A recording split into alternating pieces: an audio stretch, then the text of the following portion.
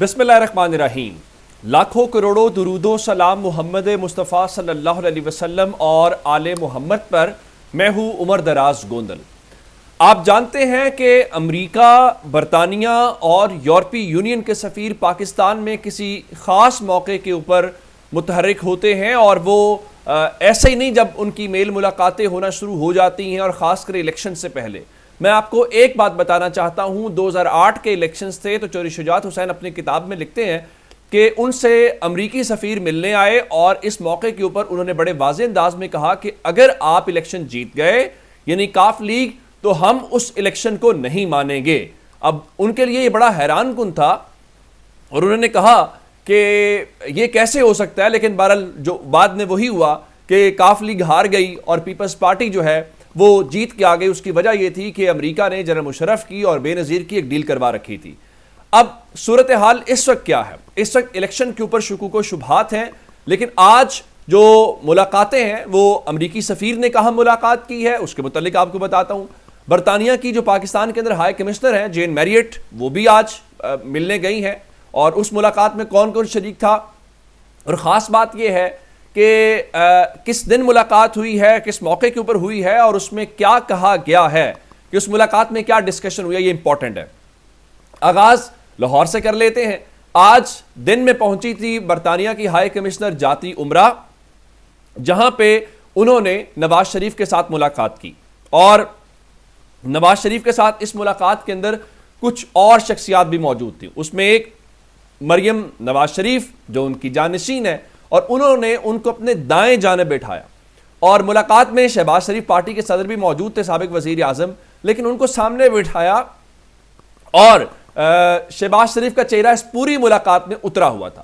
لیکن اصل بات ہے کہ اس ملاقات میں کیا کچھ ہوا ہے، کیونکہ برطانیہ اس سارے کھیل کے اندر امپورٹنٹ ہے، اور چونکہ نواز شریف برطانیہ کے اندر ہی رہے، اور پاکستان کی عمران خان کی حکومت کہتی رہی کہ ہم یہ برطانیہ کی حکومت سے کہیں گے یہ یا وہ، لیکن برطانیہ نے ٹس سے مس نہیں ہوا۔ بتایا یہ گیا ہے کہ ملاقات میں ایک تو باہمی دلچسپی کے امور کے اوپر تبادلہ خیال کیا گیا ہے، اور اس کے علاوہ پاکستان کے اندر جو بتایا گیا ہے کہ 8 فروری کو اجتماعیت کے حامل انتخابات پاکستان کے مستقبل کے لیے اہم ہیں۔ یہ برطانوی سفارت خانے نے جو سٹیٹمنٹ جاری کی ہے، جس میں بڑے دو ٹوک انداز کے اندر 8 فروری کے الیکشنز کے حوالے سے گفتگو کی گئی ہے۔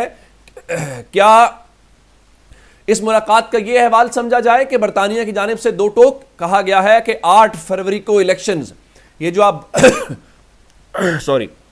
یہ جو آپ بھاگ رہے ہیں، یہ جو آپ ادھر ادھر ہونے کی کوشش کر رہے ہیں، یہ نہیں چل پائے گا۔ نمبر 1 یہ ہو سکتا ہے۔ نمبر 2 چونکہ آج ہی نواز شریف کی ڈسکوالیفیکیشن والا مسئلہ حل ہوا ہے، اور آج کے روز ہی ملنا برطانیہ کی ہائی کمشنر کا، یہ اٹ سیلف ایک میسج ہے۔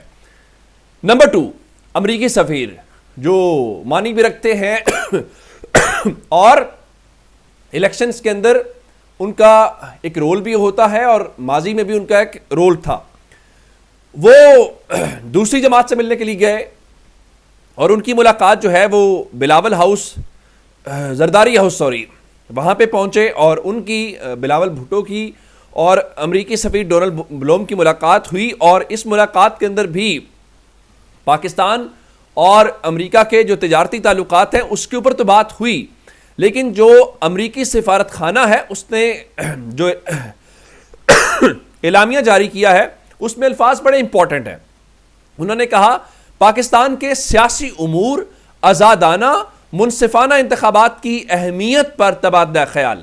اب آخر کیا وجہ ہے کہ امریکی سفیر بھی انتخابات کی بات کر رہے ہیں، برطانوی ہائی کمشنر جو ہیں وہ بھی نواز شریف کے ساتھ انتخابات کے حوالے سے بات کرنی؟ کیا دو ٹوک پیغام دیا گیا ہے کہ الیکشنز کروائیں، الیکشنز کے علاوہ جو آپ ادھر ادھر بھاگنے کی کوشش کر رہے ہیں یہ نہیں ہو سکتا؟ ایک بات تو اس کے اندر یہ ہو سکتی ہے۔ اب دوسرے نمبر کے اوپر چل کے ایک سوال صرف بطور پاکستانی یہ پیدا ہوتا ہے کہ جس طرح سے امریکہ کے سفیر مل رہے ہیں، یا جس طرح سے برطانیہ کی ہائی کمشنر مل رہی ہیں، کیا امریکہ کے اندر پاکستان کا سفیر الیکشن کے دوران امریکہ کے سیاستدانوں کو مل سکتا ہے؟ کیا جب برطانیہ میں الیکشنز ہو رہے ہوں تو پاکستان کا وہاں پہ ہائی کمشنر اس طرح کھلم کھلا جو ہے کسی سے مل کے میسیجز دے سکتا ہے؟ اس سوال کا جواب آپ نے دینا ہے ہاں یا نہ میں کامنٹس میں اس کو دیکھوں گا. اب میں آپ کو بتانا یہ چاہتا ہوں کہ یہ ملاقات ایک نیا کٹا کھولنے کے مترادف ہے کیونکہ سگنلز بڑے امپورٹنٹ ہیں. اب امریکہ برطانیہ اچانک ایک ہی دن ایک ہی وقت میں اور ادھر ادھر متحرک کیوں ہوئے ہیں؟ پردے کے پیچھے ایسا کیا چل رہا ہے کہ آج ان کو ملاقات کرنی پڑی ہے؟ اب آپ کہیں گے نہیں کہ معمول کی ملاقاتیں ہیں، وہ جی اس طرح کی ملاقاتیں تو کئی مہینے پہلے طے ہو جاتی ہیں، تو یہ ملاقات بھی ویسے ہی ہے. آپ بالکل ٹھیک کہہ رہے ہوں گے، لیکن دوسری جانب ہمیں جو حالات و واقعات ہیں اور پاکستان کی جو سیاست ہے اس میں یہ سمجھ نہیں آتی. یہ الگ بات ہے کہ برطانیہ کی ہائی کمشنر جین میریٹ نے چند روز پہلے پاکستان تحریک انصاف کے جو موجودہ چیئرمین ہیں بیرسٹر گوہر، ان کے ساتھ بھی ملاقات کی ہے. میں آپ کو ایک اور خبر دوں جو بہت ایوالونگ ہے اور وہ لاہور ہائی کورٹ کی جانب سے رنگ میں بھنگ ڈالنے والی بات ہے. اچھا، ایک تو فیصلہ سپریم کورٹ سے آیا اور آپ کو پتا ہے کہ سپریم کورٹ کا فیصلہ اتنی جلدی اس کی ٹائمنگ کے اوپر سوال اٹھ رہا ہے. لوگ کہہ رہے ہیں کہ بالکل ٹھیک ہے، تاحیات نااہلی ختم کریں، سیاستدانوں کو عوامی سیاست کے ذریعے ختم ہونا چاہیے، نہ کہ کسی عدالتی فیصلے کے ذریعے. اب محمد اشفاق جو ہیں کورٹ رپورٹر ہیں دنیا نیوز کے، انہوں نے ٹویٹ کیا، میں آپ کے سامنے رکھتا ہوں. کہتے ہیں جی فیصلے کی ٹائمنگ انتہائی اہم تھی. اب آپ نے خبر سننی ہے اور آپ سمجھیں گے کہ آج عدالت آج ہی فیصلہ سنانے کیوں آ گئی، فیصلہ محفوظ ہوا ہے اور فلاں فلاں. اچھا، وہ کیا لکھتے ہیں؟ وہ کہتے ہیں جی آج تا حیات نااہلی نہ ختم ہوتی تو کل لاہور ہائی کورٹ کے الیکشن ٹرائیبیونل نے حلقہ NA 130 سے نواز شریف کے کاغذات نامزدگی مسترد کر دینے تھے. آج سپریم کورٹ فیصلہ نہ سناتی تو نواز شریف نے کل الیکشن سے آؤٹ ہو جانا تھا. لیکن کیوں آؤٹ ہونا ہے؟ سسٹم کا لاڈلا، سسٹم کا پیارا، جس کو سسٹم اب مسند اقتدار پہ بٹھا رہا ہے. عوام کیا سوچتی ہے؟ عوام جائے بھاڑ میں. عوام مانی نہیں رکھتی، ان کی کوئی وقت نہیں ہے. وہ کسی نے کہا کہ اب ایک ہی حل رہ گیا، ریفرینڈم کرا لیں. اگر لوگ نواز شریف کے حق میں ووٹ دیں تو ان کو 5 سال کا وزیر اعظم بنا دیں. ہاں، اگر نواز شریف کے خلاف دیں تو پھر 10 سال کے لیے وزیر اعظم بنا دیں. اب یہی ایک صورت رہ گئی، اس کے علاوہ تو کوئی صورتحال نہیں. اچھا، اب ٹرائیبیونل نے کل فیصلہ سنانا ہے. اب ٹرائیبیونل نواز شریف کو اہل قرار دے گا یا نا اہل قرار دے گا؟ جس کو پاکستان کی سپریم کورٹ اہل قرار دے، ٹرائیبیونل کی کیا ہمت ہے؟ اور جو پریسیڈنٹ سیٹ کیا گیا ہے وہ بہت خطرناک جو آج سپریم کورٹ نے. اب یہی بات سینیٹر علی ظفر نے کی ہے کہ 5 ممبر بینچ کا فیصلہ 7 ممبر بینچ نے تبدیل کیا. کل کو 9 یا 11 ممبر بینچ 7 ممبر بینچ کا فیصلہ تبدیل کر سکتا ہے. یعنی سپریم کورٹ نے آج اپنے ہی فیصلے کو کالعدم قرار دیا. کل 9 ججز بیٹھیں گے یا 11 ججز بیٹھیں گے اور اس فیصلے کو وہ اوور رول کر دیں گے. اب اصل لاہور ہائی کورٹ کل کیا کرنے جا رہی ہے؟ نواز شریف کی نااہلی کی خبریں تو آپ نے سن لی اور وہ اہل بھی ہو گئے. اب عمران خان کے حوالے سے توشہ خانہ میں جو ان کی نااہلی ہوئی ہے اس کے خلاف کچھ درخواستیں سماعت کے لیے مقرر کر دی گئی ہیں اور یہ لاہور ہائی کورٹ میں ہوئی ہیں اور یہ سنگل ممبر بینچ میں آئی تھیں اور انہوں نے لارجر بینچ بنانے کی جج صاحبہ نے یہ درخواست بھیج دی تھی چیف جسٹس کو.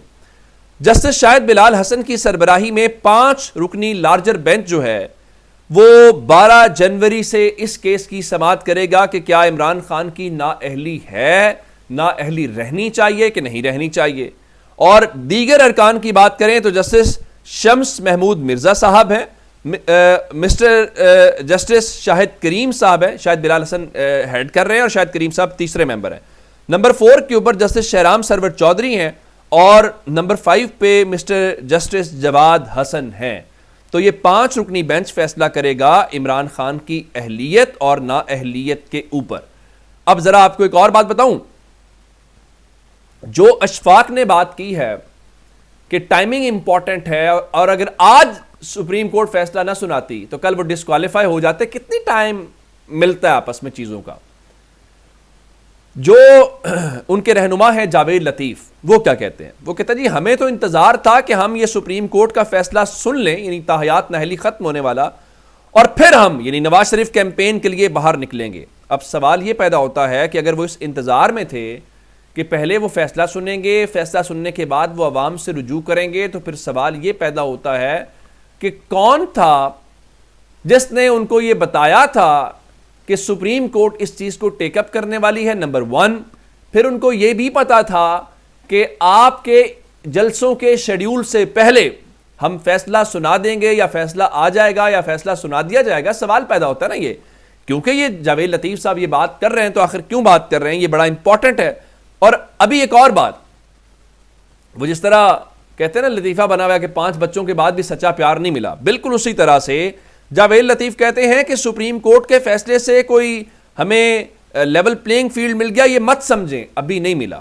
اب پتہ نہیں ابھی نہ ملنا کیا ہوتا ہے۔ اب آپ کے لیے ملک کے اوپر کوئی بلڈوزر چلا دیں تو آپ کے کلیجے کو ٹھنڈ پڑے گی، یا آپ نے لیول پلینگ فیلڈ کس چیز کا نام رکھا ہے، اس بات کا اندازہ نہیں ہے۔ اب ایک جانب یہ صورتحال ہے کہ آپ کی نااہلیاں ختم ہو رہی ہیں، عدالتیں آپ کو دھڑا دھڑ ریلیف دے رہی ہیں، یوں منٹوں میں آپ کے مقدمات اڑائے جا رہے ہیں، اور آپ کہتے ہیں کہ جناب ہمیں لیول پلینگ فیلڈ نہیں ملا۔ دوسری جانب پاکستان تحریک انصاف ہے، وہ عدالت سے کہہ رہے ہیں کہ یار یہ انٹرنیٹ روز بند کر دیتے ہیں۔ انہوں نے لکھا تحریک انصاف کا سپریم کورٹ سے انٹرنیٹ کی غیر قانونی اور بلا جواز بندش کے نوٹس کا مطالبہ، پرامن سیاسی و انتخابی سرگرمیوں کی اجازت نہیں ہے۔ وہ کہہ رہے ہیں کہ خدا کے واسطے یہ جو انٹرنیٹ بند کر دیا جاتا ہے اس کی کر لیں۔ اب مجھے لگتا ہے قاضی فائز رکسا صاحب یا کوئی اور جج یہ نہ کہہ دے تحریک انصاف کو کہ کوئی دستاویزی ثبوت لے کے آئیں، یا پھر وہ یہ نہ کہہ دیں کہ آپ غلط کہہ رہے تھے، نیٹ تو چل رہا تھا، سب شاندار تھا، کچھ ڈاؤن نہیں تھا، لیکن عدالتیں اس کا نوٹس کہاں لیں گی؟ عدالتوں کے پاس اتنی فرصت کہاں پہ، اور بڑے امپورٹنٹ کیسز۔ اپنا بہت سارا خیال رکھیے گا، خدا حافظ۔